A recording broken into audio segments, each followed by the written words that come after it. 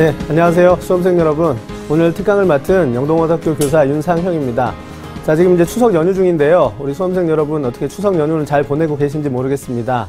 아무래도 시험에 부담을 갖고 있기 때문에 수능 준비에 대한 부담도 있을 거고요. 또 이제 대학별고사를 앞두고 있는 수험생이라면 대학별고사에 대한 그런 부담도 있기 때문에 아마 편하게 쉬지는 못할 것 같다라는 생각이 듭니다. 하지만 늘 긴장만 하고 살 수는 없잖아요. 이제 긴장을 했으면 조금 풀어가는 시간도 좀 필요하기 때문에 가족끼리 모여있는 이런 어떤 추석 연휴 기간에는 잠깐씩 쉬어가면서 또 어떤 재충전을 좀 하면서 그렇게 수험생활을 이어가야 되는 것이 좋을 거라고 생각합니다. 물론 너무 많이 풀어져서 어떤 그 긴장감이 아예 없어지면 곤란하겠죠. 이후에 이제 학습을 쭉 이어가는 데 있어서도 그런 부분은 사실 곤란하기 때문에 적당한 휴식, 그 다음에 또 적당한 긴장 이런 것들이 좀 필요할 거라고 생각합니다. 자, 이제 오늘 강의 주제에 대해서 이제 좀 말씀을 드리겠는데요. 오늘은 이제 추석 연휴가 끝나고 나면 10월 3일 이제 연세대학교를 시작으로 해서 논술 전형이 이제 실시됩니다. 이제 논술 전형 외에도 여러 이제 학생부 종합 전형의 대학별 고사들도 많이 있기 때문에 수능 이전에 있는 그런 어떤 그 대학별 고사를 준비하는 수험생들을 위해서 어떤 오늘 강의 시간을 좀 마련했는데 특히 이제 논술 전형에 대해서 조금 최종 점검하는 시간을 좀 갖도록 하겠습니다. 그러니까 10월 3일부터 수능 이전까지 돼 있는 논술 전형 실시 대학을 중심으로 논술 전형을 최종 점검해보는 그런 어떤 시간을 갖도록 하겠습니다. 자, 그럼 이제부터 기적의 TV 상담받고 대학 가자. 자, 2016 대입 전형 수능 이전의 논술 전형 최종 점검 시작하도록 하겠습니다.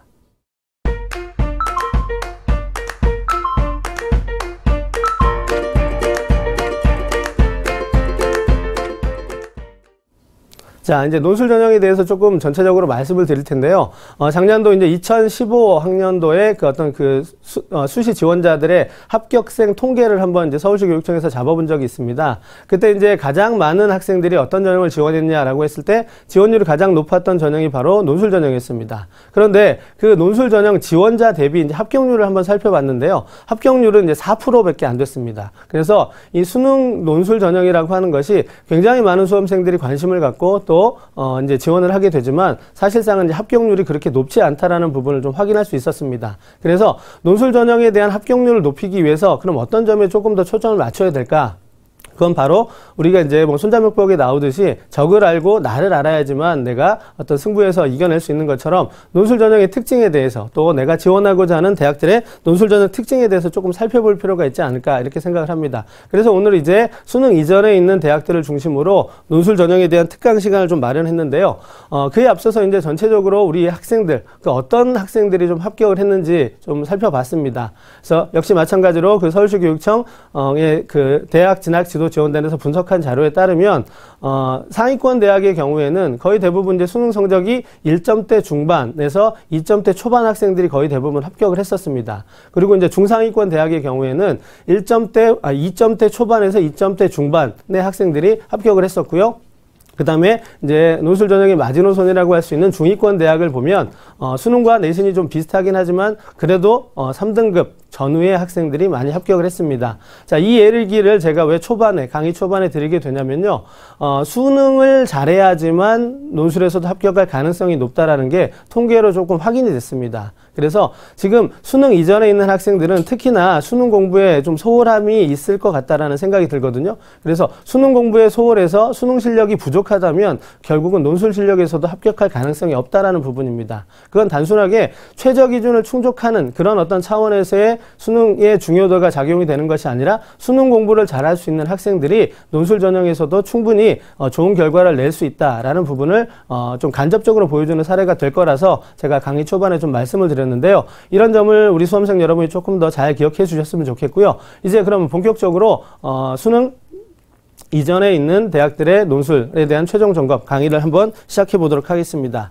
자, 먼저 이제 수능 이전에 있다라고 해도 이제 전체적인 논술 전형의 윤곽을 한번 좀 살펴보는 것, 그런 특징을 좀 살펴보는 것이 수능 이전에 있는 대학들에 대한 어떤 맞춤형 준비에도 도움이 되지 않을까 싶어서 전체적인 수능 그 논술 전형에 대한 특징에 대해서 한번 살펴보도록 하겠습니다. 먼저 전체 인원 중에서 논술 전형을 실시하는 그 인원이 얼마만큼 되는지 화면을 통해서 살펴보도록 하겠습니다. 자, 먼저 전체 그 인원이 36만 5천 명을 선발합니다. 그 중에서 수시에서는 24만 3천 명을 선발하게 되는데요. 그 중에서 보시면 이제 학생부 중심의 전형이 가장 많이 선발한다는 것을 아실 수 있고, 논술 전형의 경우에는 15,349명. 그래서 전체 퍼센테이지 중에서 4.2%밖에 모집하지 않습니다. 이렇게 단순하게 생각을 하자면 논술 전형이 굉장히 모집 인원이 적다 이렇게 말씀드릴 수 있겠는데, 사실은 중상위권 대학에 국한시켜서 생각을 해보면 서울 소재 또 경기권에 있는 주요 대학의 어떤 전형별 그 모집 인원의 비교를 보면 논술 전형이 거의 한 20% 이상을 차지하고 있습니다. 많은 대학의 경우에는 한 35% 정도를 논술 전형으로 선발하기 때문에 중상위권 학생들이라면 논술 전형에 굉장히 많은 관심을 가져야 된다는 부분을 확인하실 수 있을 겁니다. 이런 부분들을 조금 참고해 주셔야 될 것 같고요. 자, 다음은 이제 화면을 통해서 2016학년도에 논술 전형을 실시하는 대학들을 한번 보도록 하겠습니다. 화면 보시겠습니다. 자, 2015학년도와 2016학년도의 논술 전형 실시 대학을 한번 비교를 해보면요. 전체 29개 대학 17,417명을 선발하던 2015학년도에서 이제 2016학년도에는 1개 대학이 줄었습니다. 그리고 모집 인원이 약 한 2,000명가량 줄었죠. 15,349명을 선발하고 있습니다. 자, 두 대학 두 학년도의 비교를 해보면 일단은 1개 대학이 줄었는데 어느 대학이냐면 이제 덕성여대가 폐지되었습니다.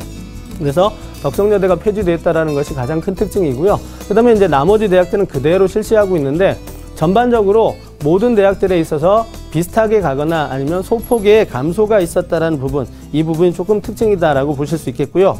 그 다음에 이제 다음 화면을 보시면 논술 전형이 아님에도 불구하고 논술을 통해서 이제 선발하는 전형들이 있습니다. 그 대표적인 전형으로 성균관대학교 이제 특기자 전형이지만 과학인재 전형이 논술로 이제 대학을 선발하게 되고요. 그다음에 한양대 에리카 캠퍼스의 사회 기여자 및 배려자 전형 역시 논술로 선발한다라는 그런 특징이 있기 때문에 좀 참고로 알아두셨으면 좋을 것 같다라는 생각이 듭니다. 자, 그런데 아까도 보셨겠지만 앞서서 가톨릭대, 경북대에서 쭉 이제 대학들을 열거해 드렸는데요. 이 대학들이 서울 소재의 중위권 대학, 또 그다음에 경기권에 있는 대학, 지방 국립대라는 어떤 그런 특징들이 있기 때문에 이 대학 수험생들이 많은 관심을 갖고 있다. 그래서 전체적인 모집 인원과 상관없이 특정 희망 계층, 특정 희망 그 성적대에 있는 학생들한테는 논술 전형이 굉장히 중요한 부분을 차지한다는 것을 좀 기억해 두셔야 될 것 같고요. 자, 맨 마지막에 보면 이제 수능 최저가 없는 대학들이 있습니다. 건국대, 경기대, 광운대, 단국대, 서울과학기술대, 또 시립대, 그 다음에 항공대, 이런 대, 또 한양대까지 있네요. 자, 이런 대학들이 이제 수능 최저 기준을 적용하지 않는데, 자, 이 중에서 이제 건국대하고 광운대, 서울과학기술대, 시립대 등은 작년까지는 기준이 있었는데 이제 올해부터 새롭게 없어졌습니다. 지금 현재 시점 자체가 수능 원서 접수가 끝난 시점이기 때문에 경쟁률을 한번 확인해 봤습니다. 이제 수능 최저 기준이 없어진다면 얼마만큼의 수험생들에게 어떤 선호도가 더 높아질지 이런 부분을 좀 확인해 봤더니, 건국대 같은 경우는 이제 35대 1에서 이제 44대 1로 한 9대 1 정도가 상승한 그런 모습을 보실 수 있었고요. 광운대 학교 같은 경우는 한 67.5대 1이었는데 전년도에 62대 1로 오히려 조금 소폭 감소한 그런 부분들이 있었습니다. 과기대 같은 경우가 이제 18대 1에서 한 32대 1로 굉장히 많은 경쟁률의 상승이 있었는데, 수능 최저 기준이 없어졌다고 해서 많은 대학들이 그 경쟁률이 천정부지로 오르거나 그러지는 않았다라는 부분을 조금 확인할 수 있었습니다.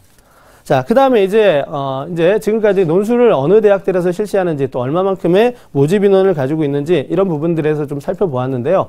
이제는 이제 논술 전형을 수능 이전과 수능 이후로 나누어서 시기별로, 그 다음에 전형 일절별로 논술 전형 대학의 한번 구분을 한번 해보도록 하겠습니다. 화면 보시겠습니다.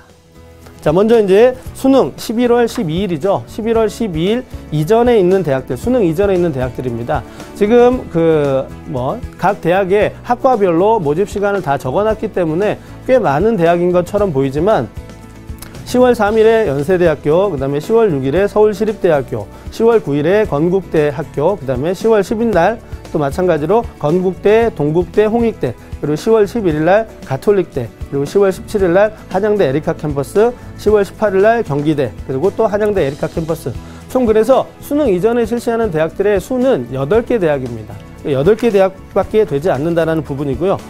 그렇게 또 수능 이후에는 이제 반대로 수능이 지나고 나면 14일부터 이제 25일, 20일, 21일, 20일 총 이제 5일에 걸쳐서 이루어지게 되는데, 그 중에서 11월 20일을 제외하고 나면 14, 15, 20일, 20일, 그래서 총 4일에 걸쳐서 모든 대학들이 집중되어 있다는 부분을 확인할 수 있습니다. 그래서 대학들이 20개 대학 정도가 수능 이후에 있기 때문에 그 20개 대학이 이제 4일에 걸쳐서 나눠지다 보니까 필연적으로 이제 중복이 된다라는 부분을 좀 확인할 수 있는데요. 따라서 이제 수능 이전에는 중복에 대한 여부를 조금 덜 확인하셔도 되겠지만 수능 이후에는 중복에 대한 여부를 반드시 확인하셔야 됩니다. 물론 지원할 때 일자별로 점검해서 본인이 중복되지 않도록 최대한 배려를 해서 지원을 했을 거라고 생각이 되지만 일부 수험생의 경우에는 같은 날에 비슷한 수준의 대학을 같이 집어넣어 놓고 이후에 수능 성적의 어떤 최저 기준 내 어떤 그 충족 여부에 따라서 어느 한 대학을 선택하려는 그런 어떤 그 전략을 세웠던 학생들도 있거든요. 그렇다면 이 모집 일정, 전형 일정이죠. 언제 논술 시험이 치러지는지 이런 부분에 대한 꼼꼼한 점검이 좀 있어야 될 것 같습니다. 자, 이제 우리가 오늘 제가 본격적으로 말씀을 드릴 내용이 수능 이전에 있는 대학들입니다. 그래서 이제 수능 이전에 있는 대학들만 조금 국한시켜서 그 전형 일자를 한번 비교를 해봤습니다. 그랬더니 대부분의 대학들이 이제 선택할 수 있었습니다. 그래서 한 날 겹치는 경우가 좀 적었는데, 겹치는 경우가 이제 나왔어요. 언제냐면, 이제 건국대 자연계 캠퍼스, 건국대 자연계열과 이제 홍익대 자연계열이 10월 10날로 같이 겹쳐 있습니다. 그래서 건국대와 홍익대를 만약에 동시에 지원했다면, 그런 학생이 충분히 있을 수 있다고 생각이 되거든요. 그 이유는 건국대는 최저 기준이 없습니다. 하지만 홍익대학교에는 최저 기준이 있거든요. 이런 차이가 있기 때문에 건국대와 홍익대를 동시에 지원해놓고 어느 한쪽을 선택하려 한다면 그런 부분에 있어서 조금 확인을 좀 해볼 필요가 있지 않을까 생각합니다. 그리고 앞서서 이제 전형 일정 소개를 할 때 조금 자세하게 표로 제가 설명을 드렸는데요. 시험 시간별로 같은 대학이라 하더라도 오전에는 뭐 인문계열이 실시할 수 있고요. 오후에는 자연계열이 실시할 수 있고요. 그 다음에 단과대별로도 뭐 10시, 또 1시, 뭐 2시 이런 식으로 시간에 따라서도 충분히 그 단과대학별로 시험 시간, 장소가 다릅니다. 그래서 우리 수험생 여러분들이 물론 지원 전에 그런 부분들을 확인하셨겠지만 그래도 그 시험을 앞두고 있는 학생들이라면 뭐 달력에다가 시험 일자와 장소 구체적으로 좀 확인을 해 주셔야 될 것 같고요. 또 일부 대학에서는 미리 좀 시험 시간과 장소를 발표했지만 일부 대학에서는 아직 발표하지 않은 적도 있습니다. 그래서 이제 계속해서 이제 홈페이지 또 문의를 통해서 언제 몇 시에 어느 곳에서 시험이 이루어지는지 이런 부분들에 대한 확인이 좀 있어야 될 것 같습니다. 자, 또 이제 수능 이전에 실시하는 대학들, 그 수험생, 수능 이전에 실시하는 논술대학에 지원하는 그 학생들이 조금 간과하기 쉬운 부분이 수능 최저 기준이 있습니다. 그래서 논술에 대한 준비도 해야 되고 수능 공부에 대한 부분도 같이 노력을 해야 되거든요. 그런데 이제 많은 수험생들이 논술 전형에 대한 어떤 준비를 하다 보면 수능 준비에 소홀할 수 있습니다. 지금 수능 전에 실시하는 8개 대학 중에서 건국대를 제외하면, 건국대와 시립대를 제외하면 나머지 대학들은 거의 건국대, 시립대, 경기대 세 대학이네요. 그 세 대학을 제외하고 나면 나머지 대학들은 수능 최저 기준이 있습니다. 그래서 최저 기준이 있는 대학들이 더 많기 때문에 최저 기준을 충족할 수 있도록 수능 공부에 어떤 그 소홀함이 없어야 된다라는 부분, 이런 부분을 조금 더 확인하실 수 있어야 되고 좀 주의하셔야 될 거라고 생각이 됩니다. 자, 그러면 이제 지금까지 이제 2016 대입 논술 전형의 어떤 전형 일정이라든가 전반적인 부분에 대해서 좀 살펴봤는데요. 이런 부분들을 바탕으로 해서 이제 본격적으로 2016 대입 논술 전형의 전체적인 특징에 대해서 한번 좀 살펴보는 시간을 갖도록 하겠습니다.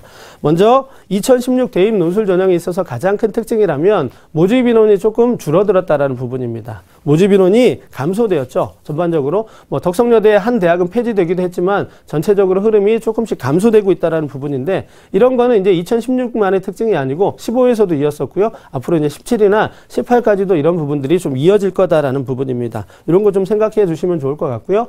두 번째 특징은 수능 최저 기준이 조금 완화되거나 이제 폐지되는 대학들이 조금 늘어나고 있다라는 부분입니다.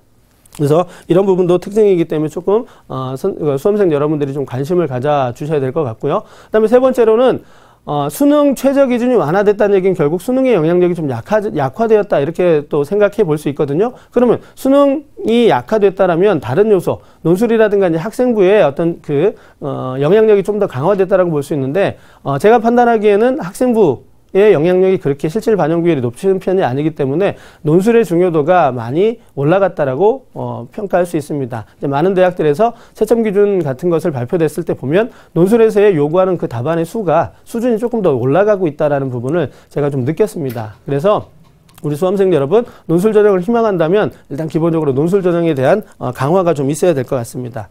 그 다음에 이제 네 번째로 말씀드릴 수 있는 특징이 뭐냐? 바로 수능 그 최저 기준이 완화되고 뭐 이러한 특징들이 있었지만은 논술이 사실은 좀 어렵다라는 게 좀 많은 수험생들이 가지고 있는 인식이었는데요. 이런 부분을 이제 교육과정 내로 들이려는 노력을 굉장히 많이 하고 있습니다. 이제 교육부의 원래 방침 자체가 대학별 고사를 통해서 뭐 선발을 하지 않도록 대학에 좀 많이 권유했었는데 논술 전형의 특성상 좀 없애기가 어렵다라는 그런 어떤 대학의 생각이 있었기 때문에 교육부와 대학이 어느 정도 타협을 본 부분이 그렇다면 폐지가 어렵다면 존속을 하되 수험생 여러분들이 준비할 수 있도록 조금 준비가 편안해질 수 있도록 해달라라는 어떤 요구사항이 좀 있었습니다.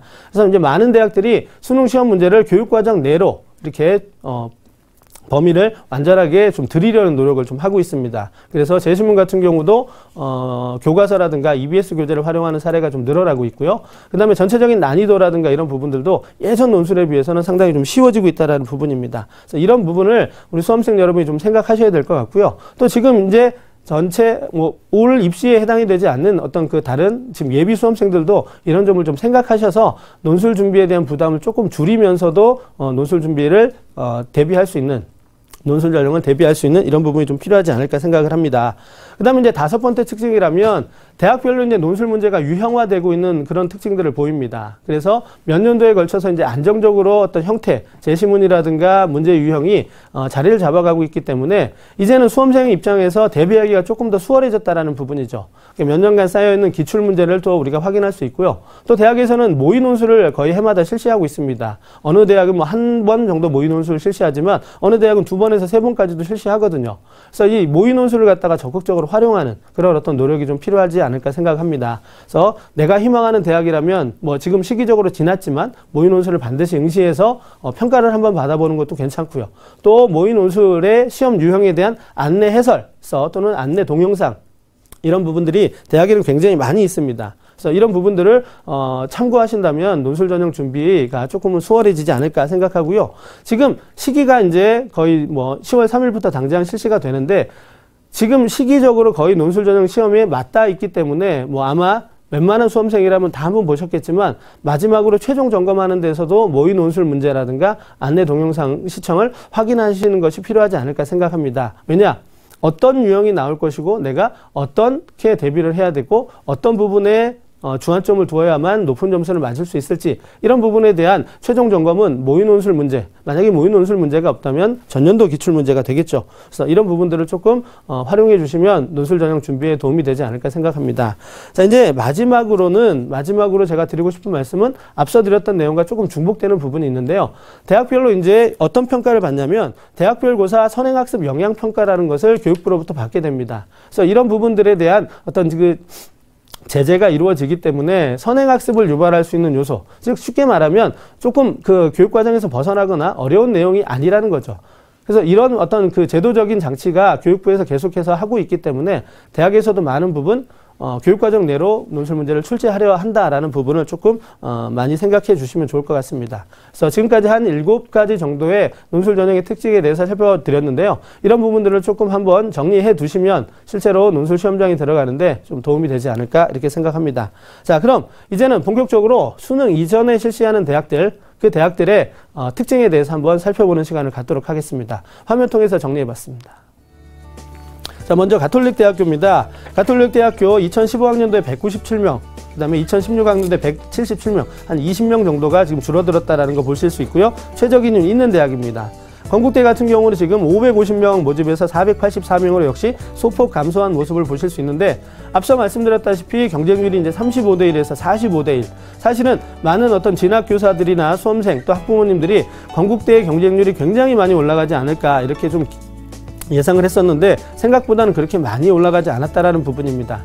이 부분은 뭘 또 입증을 해주냐면 수능 이전에 실시하는 대학이기 때문에 학생들이 이제 수능이 쉬워짐에 따라서 수능에 대한 경쟁력을 조금 더 과신하는 그런 어떤 흐름을 보여서 수능 이전에 있는 대학보다는 수능 이후에 있는 대학의 지원을 조금 더 많이 노리지 않았나. 그래서 한양대 같은 경우는 수능 이전에서 수능 이후로 옮기면서 실제적으로 경쟁률이 올해 엄청나게 많이 상승한 모습을 보실 수 있었습니다. 그래서 쉬운 수능에 대한 기대 심리가 조금은 그 건국대에 대한 지원을 약간 억제하지 않았나 이런 어떤 분석을 좀 해봤습니다.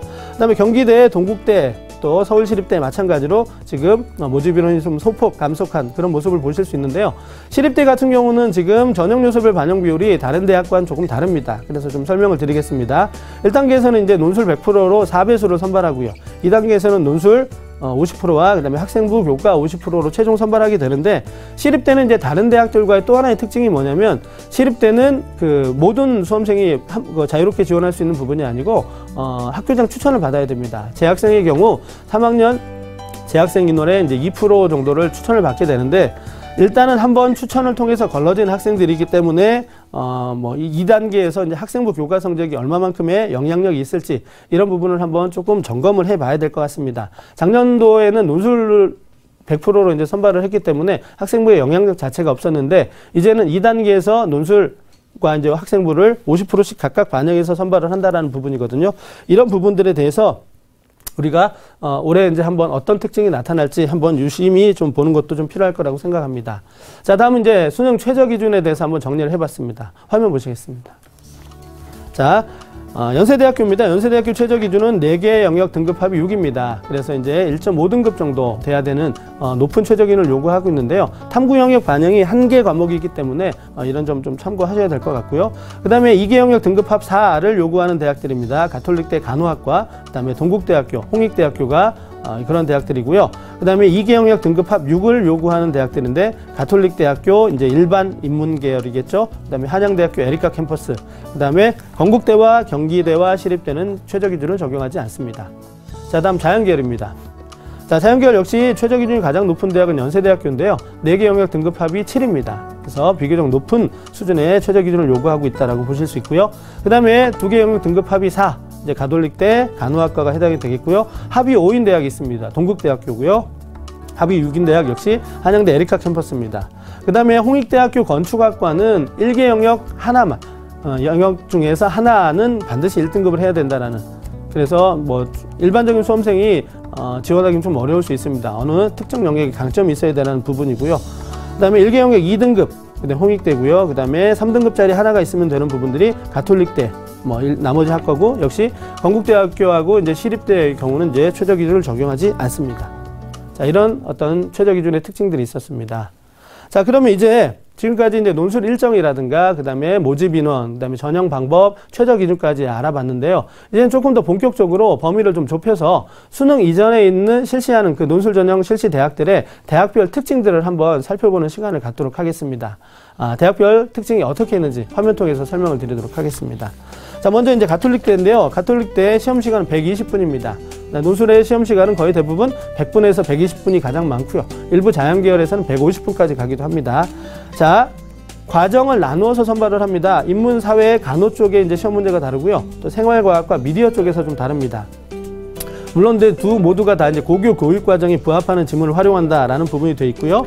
자, 인문사회와 간호 인문 쪽을 보시면 250자 내외 한 문항, 350에서 450자 내외의 두 문항을 이제 시험을 보게 되고요. 그 다음에 생활과학과 미디어 쪽에서는 언어 논술하고 수리 논술이 들어갑니다. 그래서 수리 논술에 자신이 없다면 학과 선택을 조금 더 신중하게 해야 되겠죠. 물론 이제 지원이 이루어진 상황이긴 하지만, 그래서 이 수리 논술 같은 경우는 지금 그렇게 어려운 수준은 아닙니다. 이제 기초적인 수준이기 때문에 그렇게 큰 부담을 느끼지 않아도 될 거라는 생각이 들고요.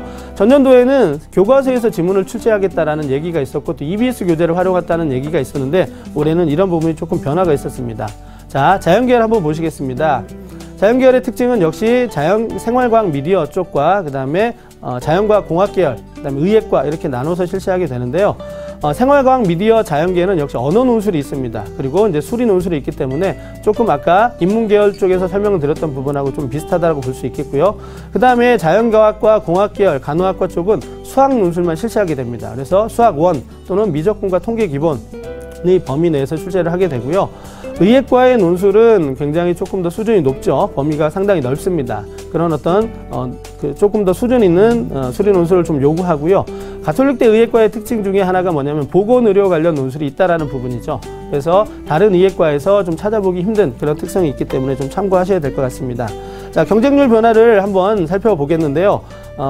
그 3년 전에 24.9대 1에서 작년에 47.1, 올해는 이제 49.39대 1이었거든요. 그래서 경쟁률이 작년에 갑자기 높아진 이후에 계속해서 이어가고 있다는 부분이고, 전체적으로 실질 경쟁률은 응시 인원 중에서 이제 한 30에서 5%, 전체 경쟁률의 예전 사례를 보신다면 한 30에서 50% 정도의 어떤 실질 경쟁률이기 때문에 절반 정도가 된다라는 부분을 확인하실 수 있습니다. 자, 다음 건국대 보시겠습니다.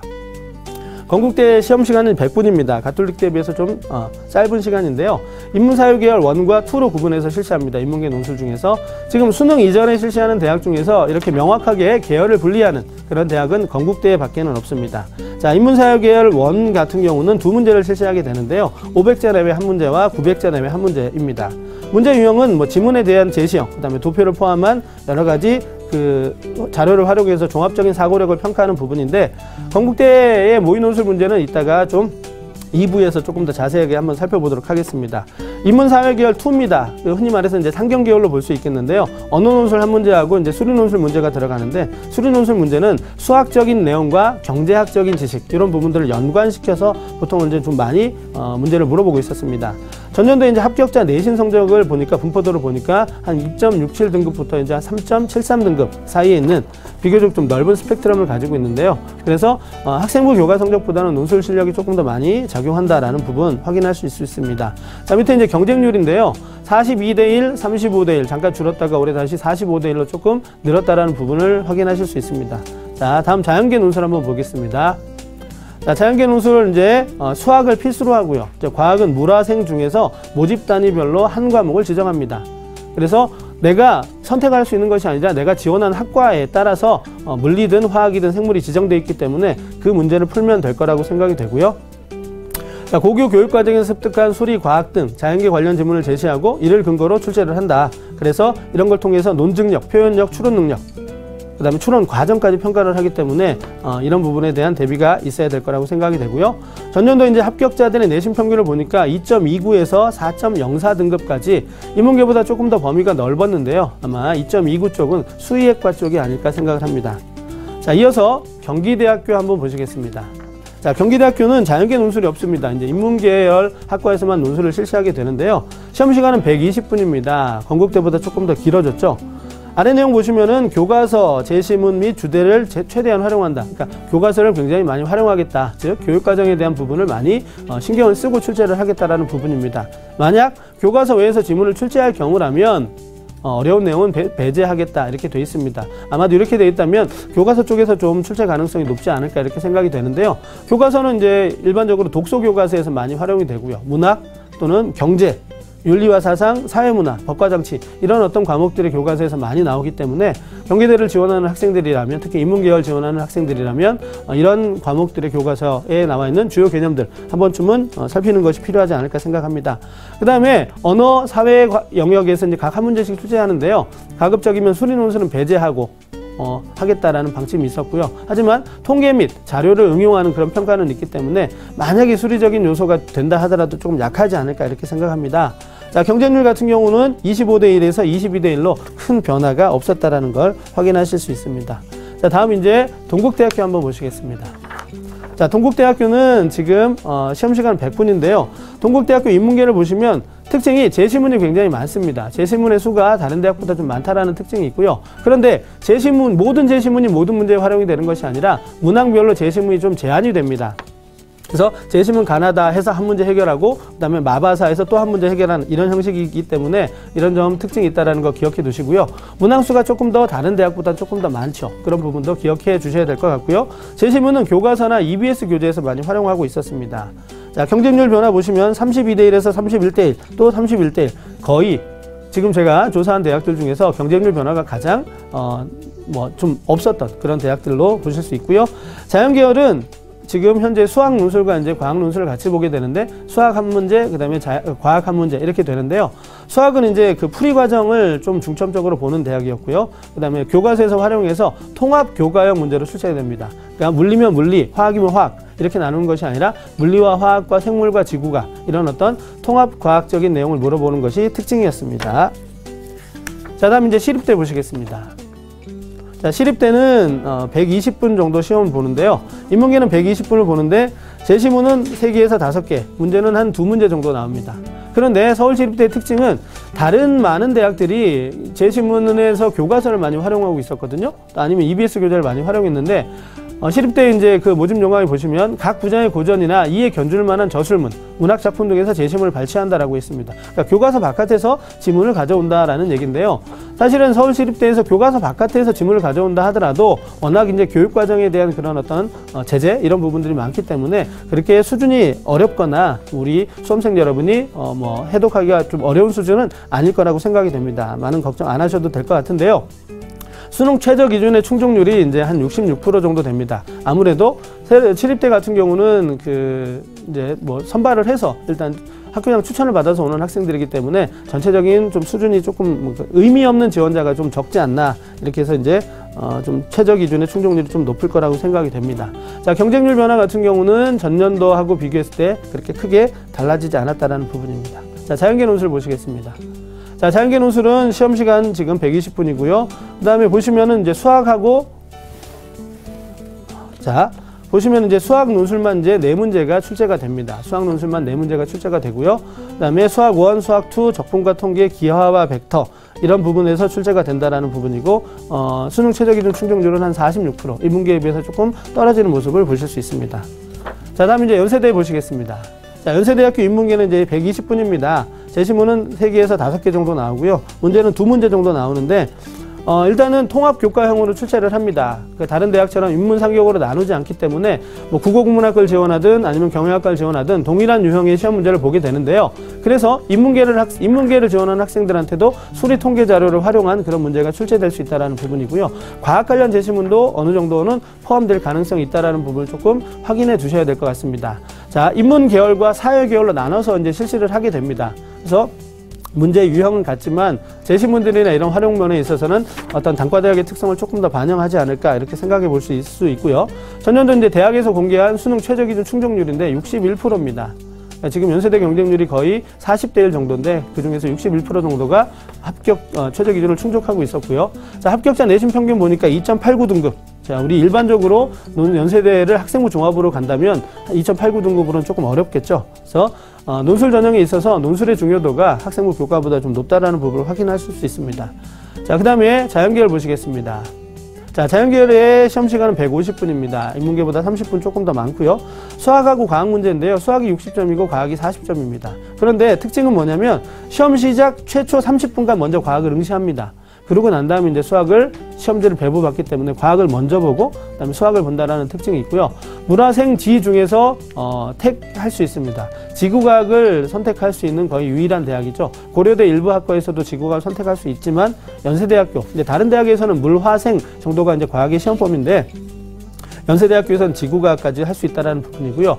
과학2 수준까지 출제할 수 있다. 이제 변별력을 위해서 과학2 수준도 출제할 수 있는데 조금 어려운 개념이 나오면 개념을 설명해 주겠다라고 단서가 달려 있습니다. 그래서 수험생 여러분들이 좀 참고하시면 좋을 것 같고요.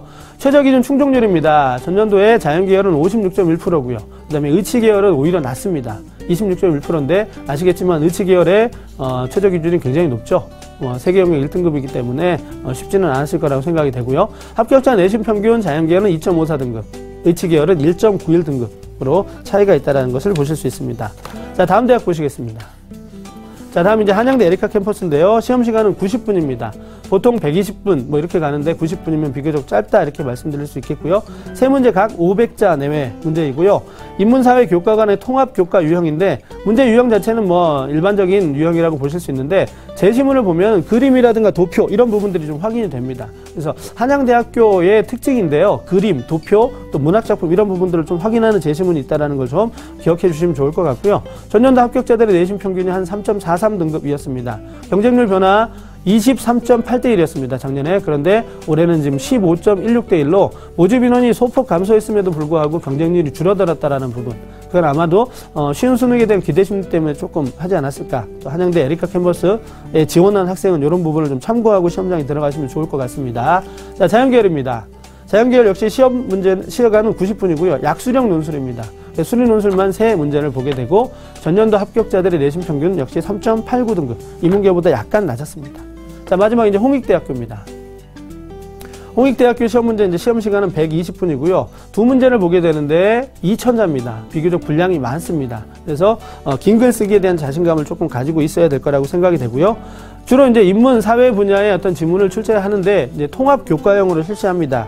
근데 이제 홍익대학교의 인문계열 논술시험의 특징은 뭐냐면 두 문제를 보게 되는데요. 단과 대학별로 배점이 다릅니다. 1번 문제 같은 경우는 뭐 인문대학에서 배점이 높고, 그 다음에 2번 문제 같은 경우는 뭐 법정대학에서 배점이 높고 이런 식으로 돼 있기 때문에 본인이 지원한 학과가 어디냐에 따라서 공통 문제를 보게 되지만 어느 학과를 지원했느냐에 따라서 특정 문제에 조금 더 신경을 더 많이 써야 된다는 부분이 있습니다.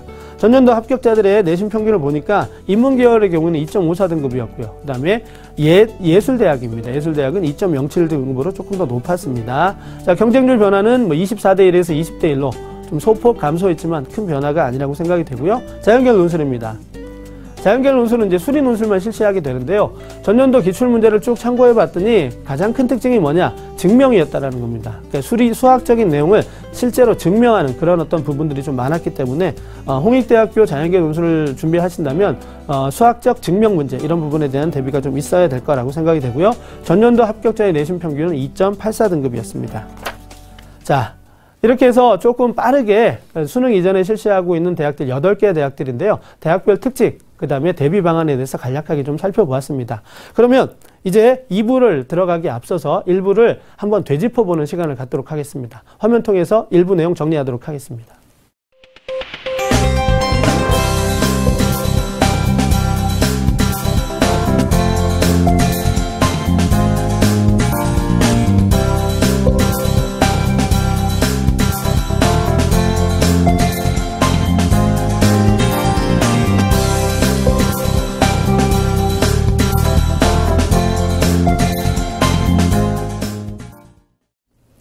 자, 지금까지 이제 1부를 통해서 2016 대입 논술 전형의 전반적인 특징 살펴보았고요. 그 다음에 수능 이전에 실시하는 8개 대학의 특징, 그 다음에 대비 방안까지 좀 살펴보았습니다. 이제는 조금 더 범위를 좁혀볼 시간인데요.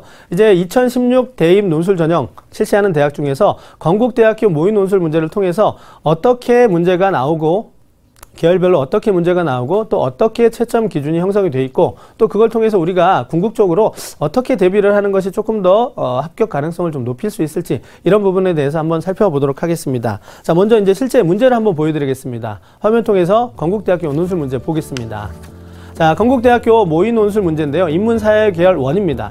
인문사회 계열 1과 2로 이제 분리해서 실시하는데요. 1 쪽은 인문 계열이고 이제 2 쪽은 상경 계열이라고 보시면 되겠습니다. 문제 한번 잠깐 보겠습니다. 자, 문제 1번이 나에 제시된 사회 구성원의 주사약 사용과 효용 그리고 휴생 수준에 관한 설명이 가에서 언급되는 이익평등 고려의 원칙에 부합하는지 여부에 대해서 논술하시오. 이게 이제 1번 문제였고요. 40점입니다. 400자에서 600자 정도 분량을 요구하고 있었고요. 문제 2번은 다에 나타난 석순과 다른 인물들의 행위가 수행되는 과정을 가에 근거하여 논의하고 그것이 가능할 수 있었던 행위 동기의 현재적 의미를 논술하시오 라고 이제 문제가 되어 있습니다. 자, 지금 뭐 정확하게 보기 위해서는 제시문도 같이 제시를 해야 되지만 지명 관계상 제시문을 제가 살펴볼 수는 없었고 그렇다면 문제에서 무엇을 요구하고 있는지 한번 살펴보도록 하겠습니다. 문제 1번 같은 경우는 지금 현재 핵심되는 개념이 가에서 언급되고 있는 이익평등 고려의 원칙입니다. 그래서 이익평등 고려의 원칙에 대한 이해가 있는지를 수험생 여러분이 답안에 밝혀주셔야 되겠고요. 그 다음에 나는 이제 간단한 표로 되어 있는데요. 그 나 지문이요. 나에 제시된 사회 구성원의 주사약 사용과 효용 그리고 후생준에 대한 설명 이것을 이익평등 고려의 원칙과 연결을 시켜서 그 견해를 제시해 주셔야 됩니다.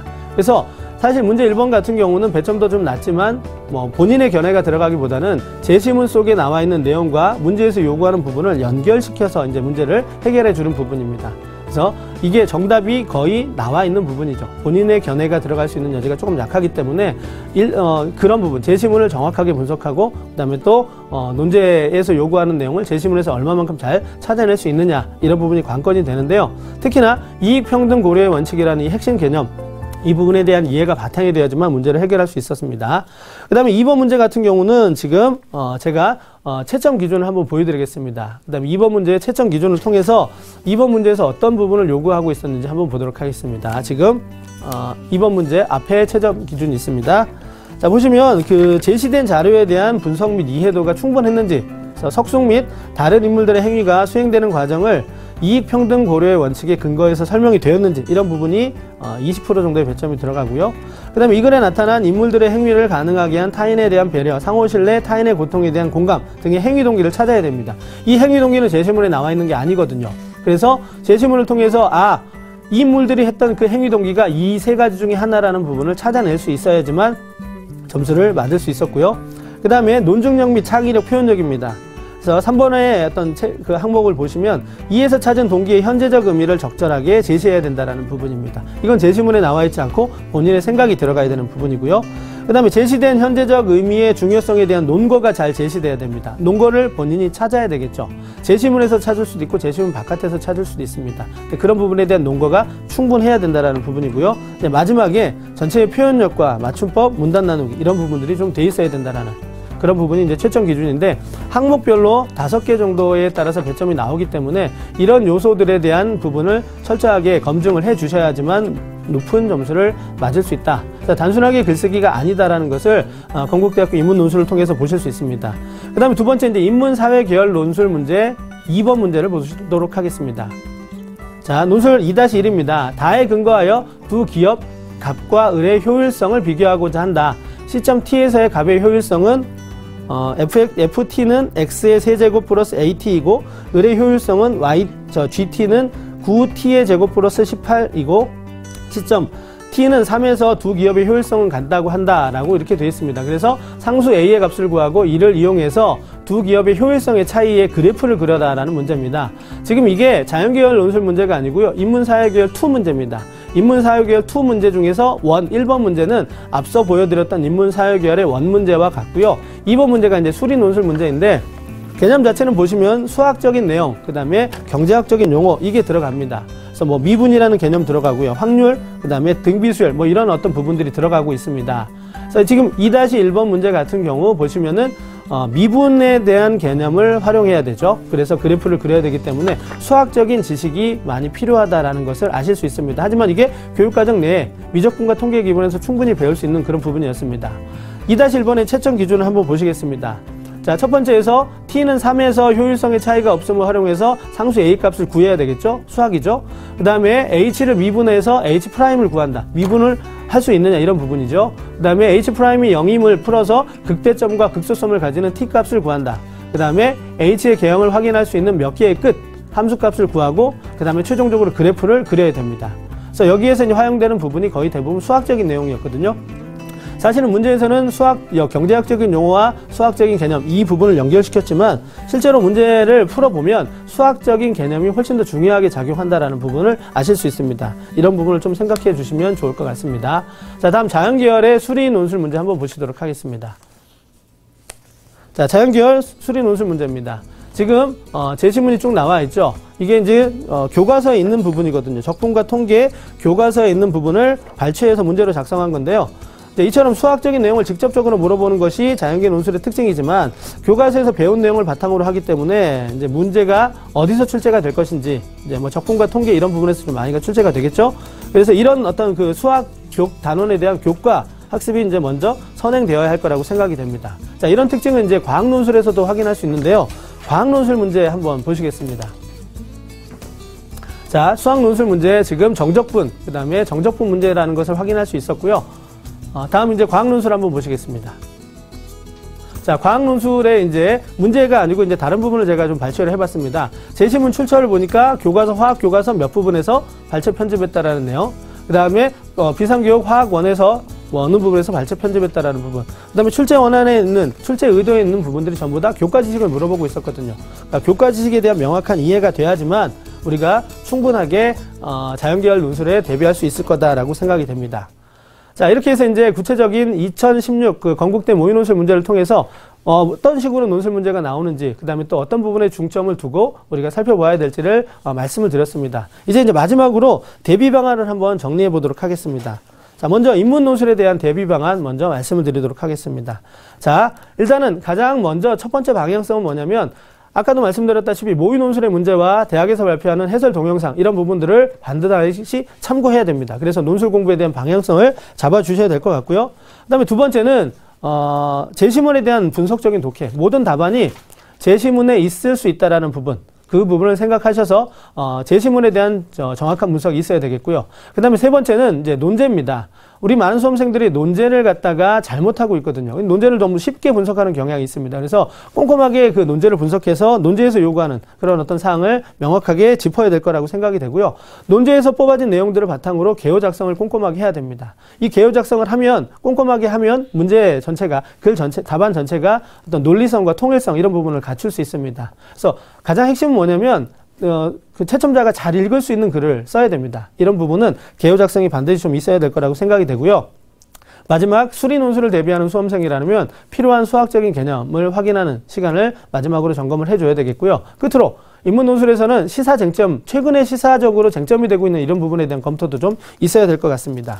자, 이제 자연계열 논술에 대한 대비인데요. 자연계열 논술에 대한 대비 앞부분은 인문계열 논술하고 같습니다. 모의 농용상 확인하고요. 제시문이라든가 논제 철저하게 분석하는 건 똑같습니다. 하지만 자연계열은 인문계열보다 특정 교과에 대한 중요도가 큽니다. 그게 바로 뭐냐면 수학하고 과학이죠. 아까 앞서 예시문항에서 보여드렸듯이 기본적인 수학 교과 지식 또 과학 교과 지식이 바탕이 되어야만 제대로 논술 문제를 풀어나갈 수 있습니다. 그래서 끝까지 교과에 대한 공부를 좀 해 주셔야 될 것 같습니다. 자, 이렇게 해서 이제 우리가 수능 이전에 실시하는, 오늘 수능 이전에 실시하는 8개 대학을 중심으로 해서 논술 전형을 최종 점검해보는 시간을 가졌습니다. 자, 마지막 이제 인사를 드릴 시간인데요. 제가 여러분, 수험생 여러분, 특히 수능 이전에 실시하는 논술 전형에 대비하는 수험생 여러분에게 한마디 드리고 싶은 얘기는 바로 이겁니다.